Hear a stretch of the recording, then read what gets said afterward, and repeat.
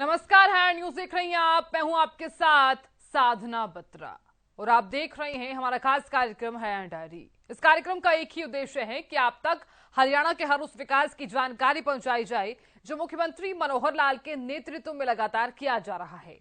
तो बने रहिए हमारे साथ और देखते रहिए हमारा खास कार्यक्रम हरियाणा डायरी।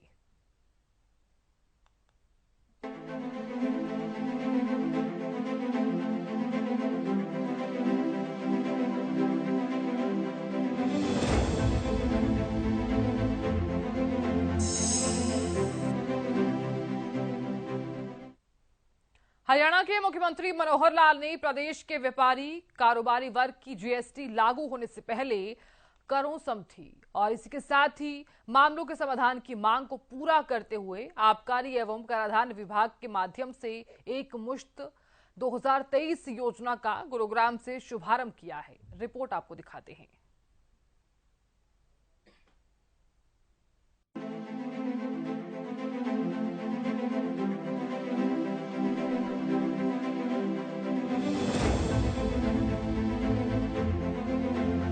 मुख्यमंत्री मनोहर लाल अपने सार्थक प्रयासों के चलते प्रदेश के विकास में लगे रहते हैं। तो वहीं मुख्यमंत्री मनोहर लाल का मानना है कि सभी वर्गों का विकास ही प्रदेश का सर्वांगीण विकास है। तो वहीं आपको बता दें कि मुख्यमंत्री मनोहर लाल की तरफ से प्रदेश के व्यापारियों व कारोबारी वर्ग की जीएसटी लागू होने से पहले करों संबंधी अदायगी के मामले में समाधान की मांग को पूरा करते हुए आबकारी एवं कराधान विभाग के माध्यम से एक मुश्त व्यवस्थापन 2023 योजना का गुरुग्राम से शुभारंभ किया। मुख्यमंत्री मनोहर लाल ने कहा कि जब से हम सरकार में आए हैं लगातार ये प्रयास रहा है कि जनता की समस्याओं को समझने का प्रयास किया जाए। इसके लिए हमने विवाद का समाधान कार्यक्रम भी शुरू किया। इसमें जनता की समस्याओं को और उनके विवादों को खत्म किया जाता है, उनका समाधान किया जाता है। इससे लाभ भी देखने को मिला है। मुख्यमंत्री ने कहा कि शहरी स्वामित्व योजना के तहत 4000 से ज्यादा रजिस्ट्री हम करवाकर दे चुके हैं। हमने पिछले वर्षों में जब से ये शासन का सत्ता का काम हमारे जिम्मे लगा, लगातार प्रयत्न करते हैं कि जिस समाज को हमने खुशहाल बनाना है, सुखी बनाना है, उसकी सेवा करनी है, उसके सामने कौन कौन सी कठिनाइयां हैं, कौन कौन से ऐसे विषय हैं जिसके कारण उसको पीड़ा होती है। कभी जाने में अनजाने में, कभी किसी नीति के कारण से, किसी कानून के कारण से कुछ कमियां रह जाती हैं या कुछ विवाद खड़े हो जाते हैं। क्योंकि चलता सिस्टम है, बहुत ऐसे विवाद आते हैं। तो हमने एक कार्यक्रम शुरू किया, विवादों का समाधान। जितने टाइप के विवाद हैं उनका समाधान करें। मुझे लगता है कि दर्जनों से ऊपर ऐसी योजनाएं हमने बनाई जिसमें लोगों को राहत दी गई।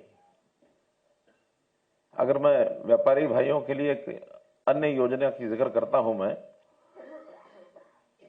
क्योंकि मेरा अनुभव है, खास करके ऐसे जो दुकानदार जिनकी अपनी दुकान नहीं होती और वो म्युनिसिपैलिटी से पट्टे पर, किराए पर, लीज पर थोड़ा सा पैसा ही दिया था, जब कभी 20-30 साल 50 साल पहले ली थी। हम भी उनको म्युनिसिपैलिटी को पैसा दे रहे हैं। मालिकियत आज भी हमारी नहीं है। कोई अगर छोटी मोटी कोई दरवाजा ठीक कराना पड़ जाए, दीवार ठीक करानी पड़ जाए, प्लास्टर कराना पड़ जाए तो परमिशन लेनी पड़ती है। और ये म्युनिसिपैलिटी को भी पता है कि अब ये खाली तो हो नहीं सकती। जिसने ले ली है वो अगर खुद नहीं भी करेगा तो आगे किसी और को इस दुकान को पोजीशन हैंडओवर करेगा तो उसकी पगड़ी खुद ले लेगा और 80-30 हजार रुपए दे करके कटा लेगा। ये सिस्टम चला आ रहा है कई वर्षों से। तो हमको लगाने के निश्चित समय से पहले की दुकानों के कब्जे जिसके पास है, क्यों इनको मालिक बना दिया जाए।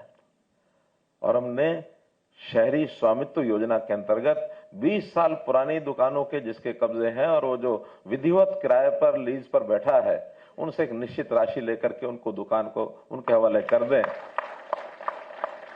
4000 से ज्यादा ऐसी रजिस्ट्रियां करा करके हम दे चुके हैं ऐसे लोगों को। अभी और भी है लाइन में, लेकिन उसमें कठिनाई थोड़ी आ गई। जब ये करने लगे तो ध्यान में आया कि वो सब दुकानें जो है उनकी मलकियत यूएलबी की नहीं है। सरकार के डिपार्टमेंट में भी कैसे किसी नई नई चीजें ध्यान में आती हैं। कि जमीन पीडब्ल्यूडी की है, दुकान बनवा दी यूएलबी ने और किराया यूएलबी लेने लग गया। जमीन इरिगेशन डिपार्टमेंट की है, दुकान का किराया यूएलबी ले रहा है। जब रजिस्ट्री कराने लगे तब वो रजिस्ट्री में पिछले मालिक का नाम देखा तो उसमें कहीं पीडब्ल्यूडी है और कहीं इरिगेशन है। वो कहते हैं हम तो रजिस्ट्री करा नहीं सकते। अब उन्हें सभी डिपार्टमेंट को कहा है कि शहर के अंदर इस प्रकार की सब दुकानें जो किसी भी डिपार्टमेंट की जमीन है वो सब उसी तर्ज पर अडॉप्ट करके हम दे देंगे। तो ये एक मैंने एग्जांपल दिया है, ऐसे बहुत सी स्कीमें हमने बनाई, चाहे रेजिडेंशियल मामले को लेकर के है, चाहे एग्रीकल्चर को लेकर के है, चाहे हमारे व्यापारियों के नाते से है, चाहे इंडस्ट्री के नाते से है। मुख्यमंत्री मनोहर लाल ने कहा कि जब जीएसटी की शुरुआत हुई तब उस समय एक असमंजस का भाव व्यापारी वर्ग में देखने को मिला था। जीएसटी को लेकर स्ट्राइक तक की गई थी, दुकानें भी बंद की गई थी, लेकिन आज के समय में जीएसटी से एक बहुत बड़ी सुविधा सभी व्यापारी वर्ग को देखने को मिली है। इसका लाभ आज देखने को मिल रहा है। सीएम ने कहा कि पहले ईमानदार व्यापारी का मन छोटे टैक्सेस को चोरी करने का करता था, लेकिन आज के समय में सभी ईमानदारी के साथ अपना काम कर रहे हैं। उसी में से ये जब विषय आया, जब जीएसटी लागू हुआ तो उस समय एक बहुत बड़े असमंजस में सब लोग थे, पता नहीं क्या होगा, कैसी योजना होगी, और बहुत से शहरों में बड़े बड़े ग्रुप्स में लोगों ने स्ट्राइक कर दी, दुकानें बंद कर दी, बाजार बंद कर दिए। जीएसटी हम लागू नहीं होने देंगे, ये उस समय विषय था ना। और आज कोई अगर कहे कि चलिए वापस पुराना सेल टैक्स का और वैट का जो सिस्टम था उसको लागू करें, जीएसटी हटा दें, कोई हटाने देगा? नहीं हटाने देगा। तो जीएसटी का लाभ आज हमको मालूम हुआ है। पैरेलल इकोनॉमी खूब चलती थी, जितनी फॉर्मल इकोनॉमी नहीं थी उतनी पैरेलल इकोनॉमी उससे ज्यादा थी। इस इरा में आकर के मोदी जी के आने के बाद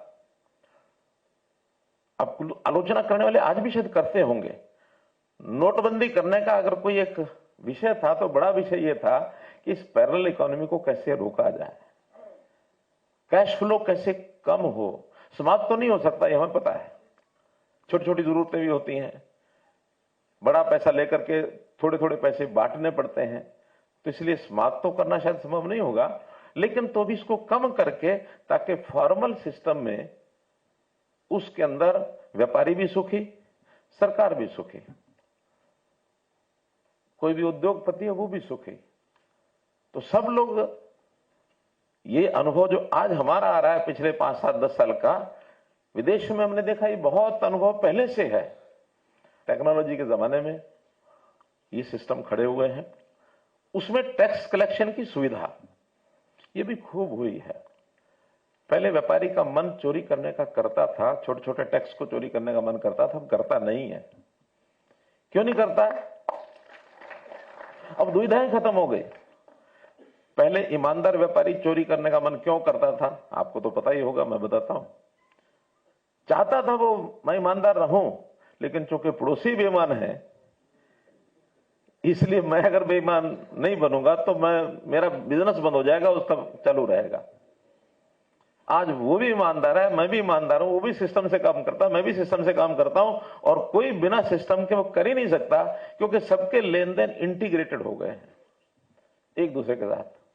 मुख्यमंत्री मनोहर लाल की तरफ से लगातार हर वर्ग के लिए विकास कार्य किए जा रहे हैं। सीएम मनोहर लाल का तो बस यही मानना है कि सभी का एक साथ विकास हो, जिससे पूरे प्रदेश का सर्वांगीण विकास हो सके। इसके लिए सरकार काम कर रही है, और ये मुख्यमंत्री मनोहर लाल के प्रयासों का ही परिणाम है कि प्रदेश आज दिन दोगुनी और रात चौगुनी तरक्की कर रहा है, जिसे आज हरियाणा प्रदेश के धरातल पर देखा जा सकता है।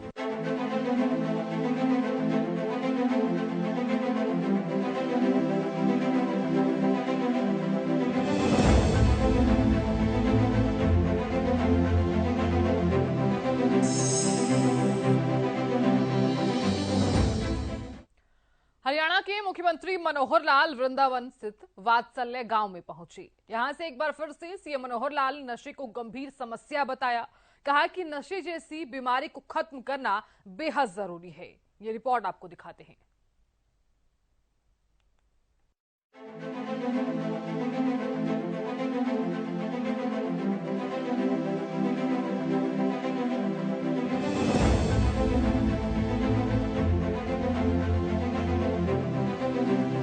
हरियाणा के मुख्यमंत्री मनोहर लाल वृंदावन में स्थित वात्सल्य गांव में पहुंचे और साध्वी ऋतंभरा को उनके 60वें जन्म दिवस की हार्दिक शुभकामनाएं भी दी। इस अवसर पर मुख्यमंत्री ने कहा कि संत परंपरा अनंत है और संतों के मार्गदर्शन से हमें व्यवस्थित जीवन जीने और निरंतर आगे बढ़ने की प्रेरणा मिलती है। संतों की तरफ से आदिकाल से ही समाज को अच्छे संस्कार दिए जा रहे हैं। मुख्यमंत्री मनोहर लाल ने कहा कि वृंदावन का ब्रिज क्षेत्र भगवान श्री कृष्ण की जन्मभूमि है, जहां भगवान श्री कृष्ण ने अनेक लीलाएं रची। भगवान कृष्ण ने हरियाणा के कुरुक्षेत्र में गीता उपदेश युद्ध के बीच में दिया, जिसमें उन्होंने जीवन कैसे जिया जाए और संपूर्ण जीवन का सार भी बताया। मुख्यमंत्री ने कहा कि आज के समय गीता के संदेश के अनुसार ही विश्व को कर्म एवं शांति के संदेश को आत्मसात करने की आवश्यकता है। भगवान श्री कृष्ण ने कुरुक्षेत्र में गीता उपदेश देते हुए अर्जुन को कर्म करने का संदेश दिया।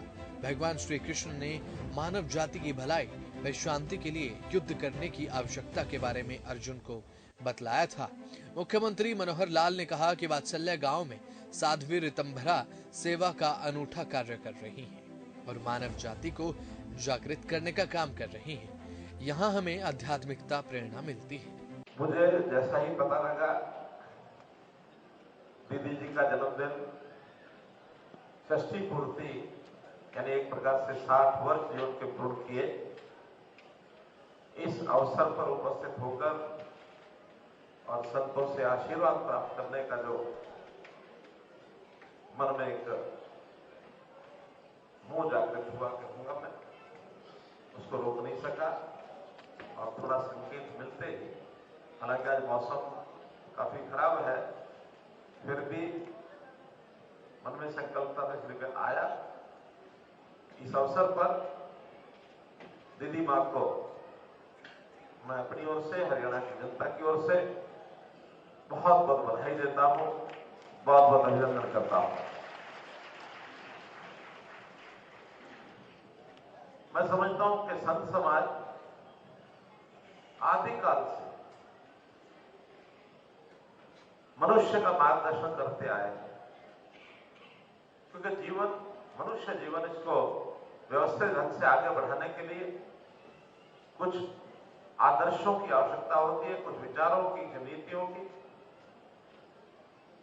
जब प्रशासन व्यवस्था नहीं रही होगी तब भी आखिर समाज जीवन को किसी एक दिशा में चलाने के लिए अच्छे संस्कार, सदाचार तो निश्चित रूप से संतों ने ही आगे बढ़कर के इस काम को किया होगा। उस समय बाद के काल में शासन व्यवस्था बनी, राजा महाराजा बने और अब लोकतंत्र का जन्म जब से हुआ तो लोगों ने अपने आप चुनाव के माध्यम से अपने नेताओं को आगे किया।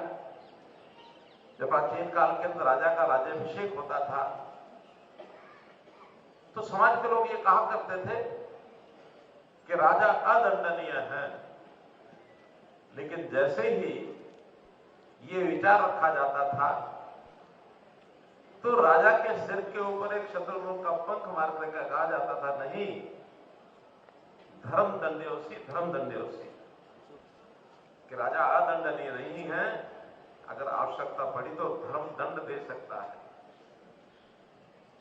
तो ऐसे समाज जीवन को व्यवस्थित करने की जो संतों के काम को मैं प्रणाम करता हूं और ये परंपरा लगातार पीढ़ी दर पीढ़ी ये चल रही है। राजनीतिक नेताओं का तो समय आज के इस लोकतंत्र में सीमित होता है, उनको एक काल मिलता है 5 वर्ष का, जो करना है करो, अच्छा करोगे तो दोबारा आ जाओगे और नहीं करोगे तो छुट्टी हो जाएगी। लेकिन संत परंपरा अनंत है और आपके इस मार्गदर्शन के कारण से हम लोगों को भी प्रेरणा मिलती है। और फिर ऐसे स्थान पर वृंदावन, मथुरा, भगवान कृष्ण जी के जन्म भूमि, भगवान कृष्ण जी ने जिस लीला के नाते से अपनी प्रसिद्धि प्राप्त की है इस भूमि में हम सब लोग जानते हैं। और इसके बाद सारे देश में जिस प्रकार से उन्होंने गुजरात से लेकर के और कुरुक्षेत्र तक भगवान कृष्ण की लीलाएं, महाभारत का युद्ध, श्रीमद् भागवत गीता का संदेश और एक ऐसा प्रसंग दुनिया में कहीं नहीं मिलता कि युद्ध में जीवन जीने का सार, कि जीवन कैसे जिया जाए, युद्ध भूमि बताया जा रहा है। कई बार लोगों को लगता है कितनी विरोधाभासी बात है कि विश्व को शांति की ओर आगे प्रेरणा देने के लिए गीता का उपयोग किया जाता है कि गीता का प्रसार होगा तो शांति आएगी, जबकि गीता का पाठ युद्ध करने के लिए बताया गया कि नहीं युद्ध करो। भगवान कृष्ण ने अर्जुन को युद्ध करने की प्रेरणा देने के लिए गीता सुनाई थी और कहा यह जाता कि युद्ध से शांति मिलेगी।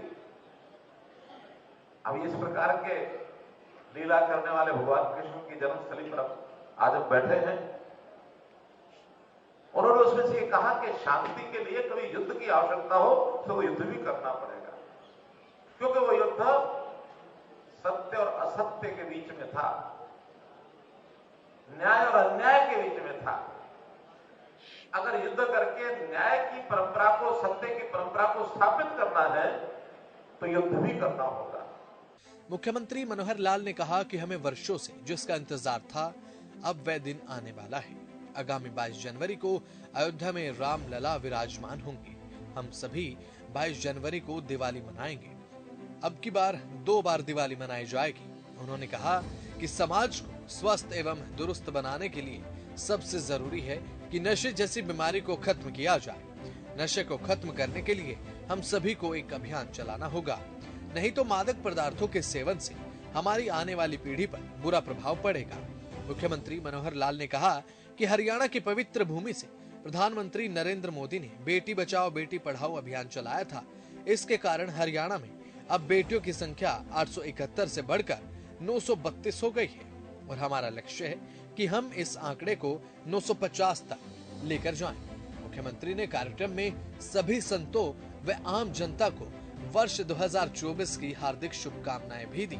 इस अवसर पर मुख्यमंत्री मनोहर लाल ने संतों के साथ 3 पुस्तकों नामत साध्वी ऋतंभरा व राम जन्मभूमि आंदोलन और नर से नारायण व वात्सल्य मूर्ति का विमोचन भी किया। संत जनों के प्रवचन में सुन रहा हूं, यहाँ हर प्रकार के विचार रखे जा रहे हैं।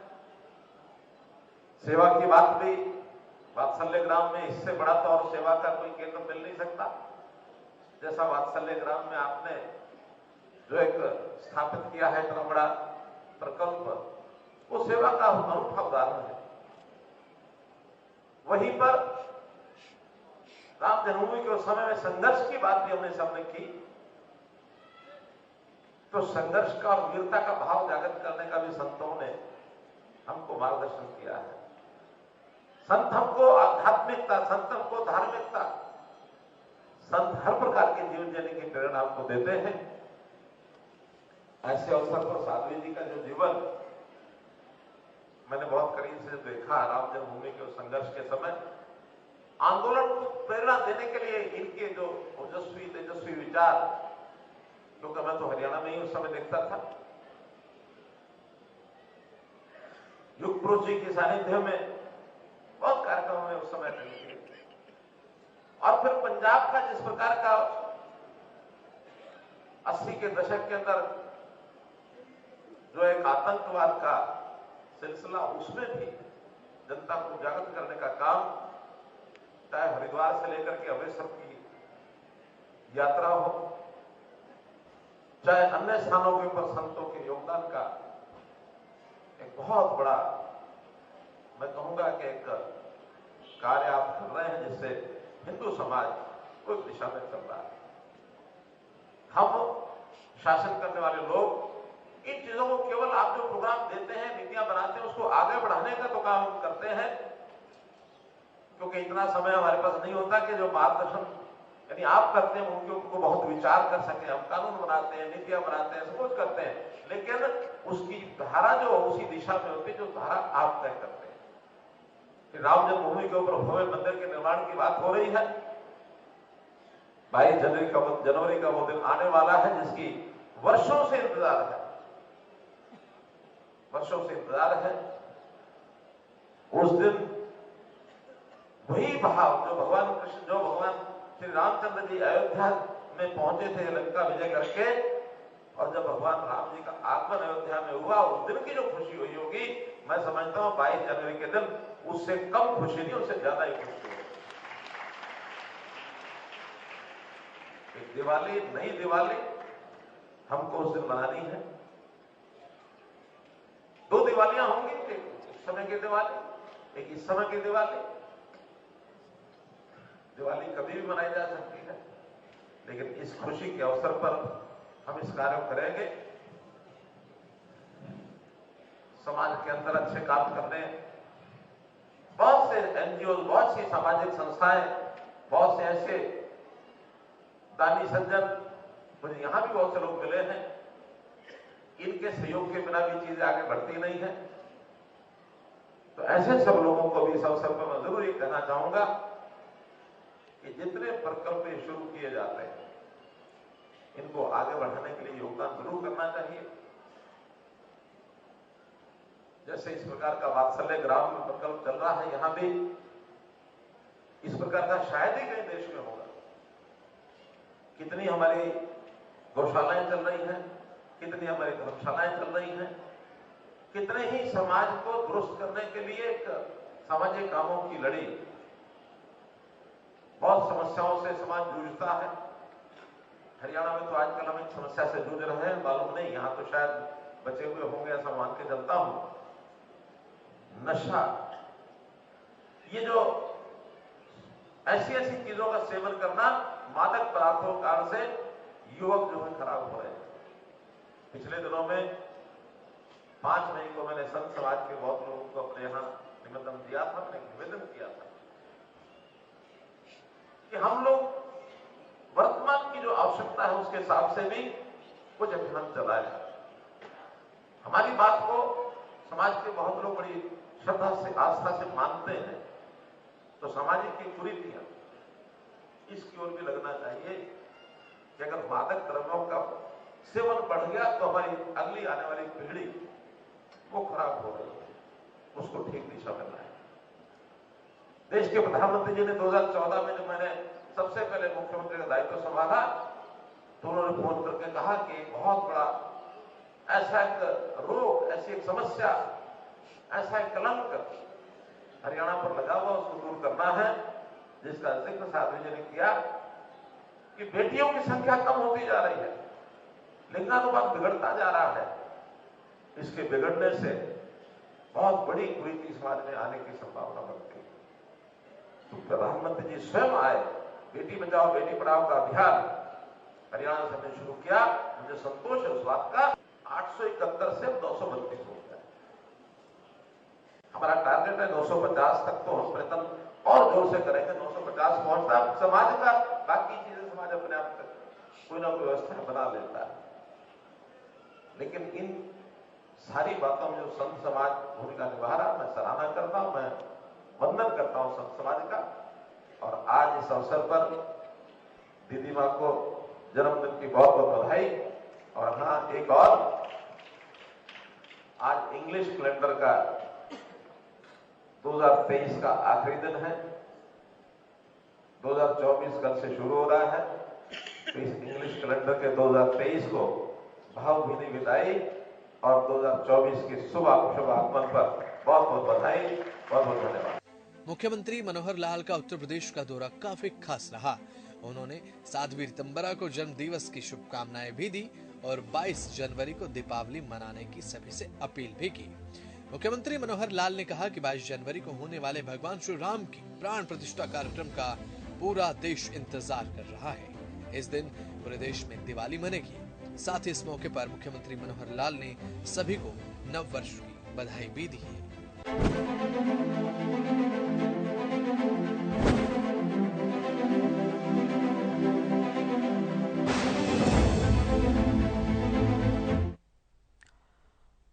तो इसी के साथ हमारे खास कार्यक्रम है डायरी में आज के लिए बस इतना ही। कल फिर होगी मुलाकात। नमस्कार।